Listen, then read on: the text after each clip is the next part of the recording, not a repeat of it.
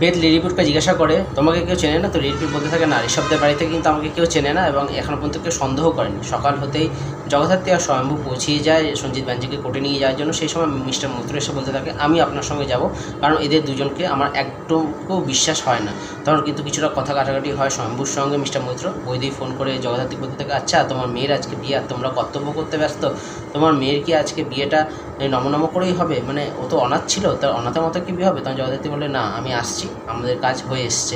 এদিকে দেখতে পাওয়া যায় সঞ্জিত ব্যানার্জি কিন্তু বেল হয়ে যাবে। সঞ্জিত ব্যানার্জি বলতে থাকে এবার আমি ডিরেক্টর থেকে কিন্তু অভিনেতা হয়ে যাব এবং ঋষভদের বাড়িতে গিয়ে আমার অভিনয় চলন এবার কিন্তু শুরু হবে।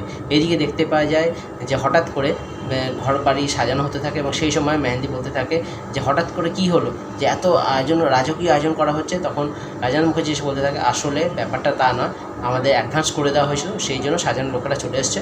তখন উৎসব বলতে থাকে আচ্ছা কালকেই কিন্তু আমাদের মুভমেন্ট করতে হবে এবং তুমি যে এই যে পুরো সম্পত্তিটা ভাগাভাগি করতে চেয়েছিলে সেইটা কিন্তু কালকে করে নেবে। রাজান মুখার্জি বলে তোমাকে চিন্তা করতে হবে না, আমি কালকে সকাল হতেই কিন্তু আমি কোর্টে চলে যাব, সমস্ত সম্পত্তি ভাগাভাগি হয়ে যাবে। এদিকে প্রীতি এসে বলতে থাকে, পৃথা এসে বলতে থাকে যে দুর্গা একা বসে আছে, তোমরা যাচ্ছ না কেন? তখন সবাই বলতে থাকে না আমরা ওর বিয়েতে কিন্তু যাবো না। এদিকে দেখতে পাওয়া যায় যে সঞ্জিত ব্যানার্জি ঋষভদের বিয়েতে পৌঁছেই যায় এবং সেখানে গিয়ে খুব কান্নাকাটি করে ঋষভের বাবা মার পায়ে ধরে, কিন্তু তারা কিছুতেই রাজি হয় না। কিন্তু ঋষভের জোড়াজুড়িতে কিন্তু এক প্রকার রাজি হয়ে যায় এবং ঋষভের জোড়াজুড়িতেই কিন্তু তারা রাজি হয় যে সঞ্জিত ব্যানার্জি তাদের বিয়েতে উপস্থিত থাকবে। এদিকে দুর্গাও কিন্তু অধৈর্য হয়ে ওঠে, যেহেতু গায়ে হলুদ এখনও আসেনি। দেখা যাক তারপরে কী হয়।